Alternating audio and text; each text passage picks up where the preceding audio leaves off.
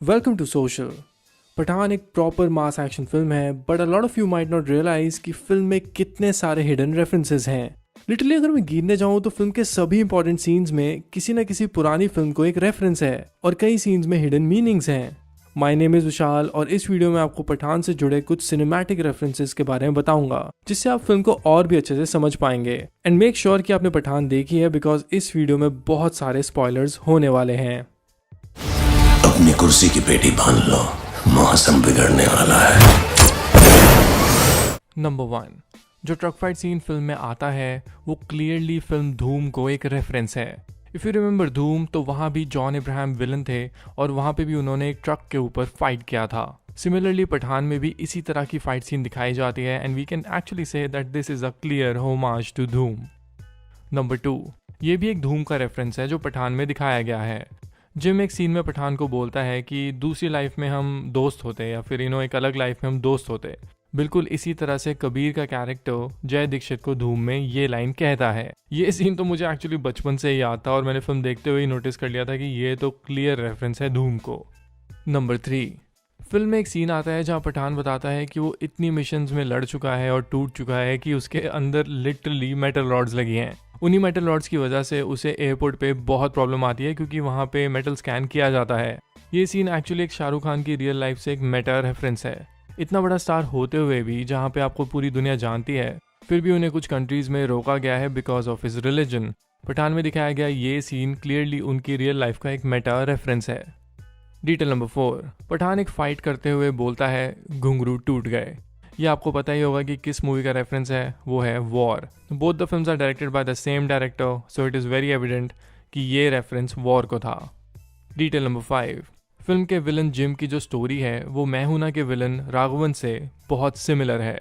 सुनील शेट्टी की भी मैं हूं ना में कुछ इसी तरह की स्टोरी थी। अगर मैं आपको बताऊं तो दोनों फिल्म्स के राइटर अब्बास टायर वाला ही हैं, इसीलिए दोनों कैरेक्टर्स में सिमिलैरिटीज बहुत ज़्यादा हैं।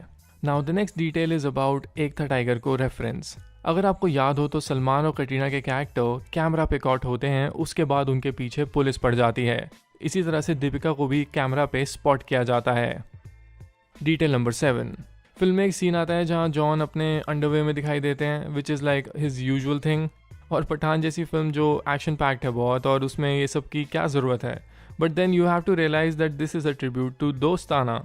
दोस्ताना से ही जॉन अब्राहम का ये लुक फेमस हुआ था and Siddharth Anand has given a tribute to Dostana through this scene. Detail number 8, Pathaan एक सीन में कहता है कि वो एक ऑर्फन है और उसे भारत माता ने ही रेज किया है। ये सीन शाहरुख खान के स्टारडम को लेके एक रेफरेंस है। जिस तरह से शाहरुख खान ने अपने पेरेंट्स को अपने फेमस होने से पहले ही खो दिया था एंड उसके बाद ही वो एक फुल फ्लेजेड स्टार बने। In many ways he has been raised by the love of the audience. Pathaan में दिखाया गया भारत माता वाला सीन मेरे ओपिनियन में इसी चीज़ को एक रेफरेंस है। Now the next detail is about Deepika Padukone. बेशरम रंग सॉन्ग में आपने देखा होगा कि उनके जो इयररिंग्स हैं वहाँ पे स्नेक्स बने हुए हैं। It was definitely a reference कि वो पठान को बाद में धोखा देने वाली है and she can be very decisive. अब बात करते हैं कैसे रेफरेंस की जो दिल वाले दुल्हनिया ले जाएंगे से इंस्पायर्ड है। अगर आपको याद हो तो उसमें शाहरुख और काजोल फेक कपल की एक्टिंग करते हैं यूरोप में। उसी तरह से पठान में शाहरुख एंड दीपिका एक्टिंग करते हैं एक फेक कपल की जब वो रशिया में होते हैं। सो क्लियरली यहाँ पे शाहरुख खान की फिल्म DDLJ को एक रेफरेंस दिया गया है। इसके बाद मैं बात करता हूँ एक बैंग बैंग मूवी के रेफरेंस को लेके। उसमें आपने देखा होगा कि कटरीना कैफ एक सीन में जावेद जाफरी को सेड्यूस करती हैं फिंगरप्रिंट्स लेने के लिए। बिल्कुल इसी तरह से दीपिका पादुकोण भी पठान में एक आदमी को सेड्यूस करती हैं जिससे वो फिंगरप्रिंट्स ले लेती हैं। जो अगला मूवी रेफरेंस है वो है डर मूवी से। आपने पठान देखते हुए डेफिनेटली नोटिस किया होगा कि शाहरुख खान एक फिल्म में कहते हैं तू है मेरी Kiran, something like this, and you all know कि ये रेफरेंस डर मूवी से लिया गया है। Now the next detail is about Tiger. जब ट्रेन सीन में टाइगर की एंट्री होती है तो वो पठान को कहता है कि बहुत आराम कर लिया, अब थोड़ा काम कर ले भाई। तो ये रेफरेंस शाहरुख खान की रियल लाइफ को लेके है जहां उन्होंने करियर में 4 साल का ब्रेक लिया था और पठान से वो वापस आए हैं। So in a way Tiger was referencing Shahrukh Khan break from films. इसके अलावा इसी सीन में एक और खतरनाक सा ट्रिब्यूट है फिल्म शोले को। जो ट्रेन फाइट सीन पूरा शूट किया गया पठान में, उसी तरह से शोले में भी एक आइकॉनिक ट्रेन फाइट सीन है। आई एम वेरी श्योर कि सिद्धार्थ आनंद ने शोले को ही इस सीन से रेफरेंस दिया है। अब मैं आपको बताता हूँ एक बहुत ही माइन्यूट सी डिटेल जो शायद आपने नोटिस भी ना की हो, बट उसका रेफरेंस बहुत ही ह्यूमरस है। फिल्म में आपने देखा होगा कि एक इंडियन एजेंट और एक पाकिस्तानी एजेंट साथ में काम करते हैं और उनकी एक लव स्टोरी शुरू हो जाती है। उसी तरह से टाइगर जिंदा है में भी यही होता है।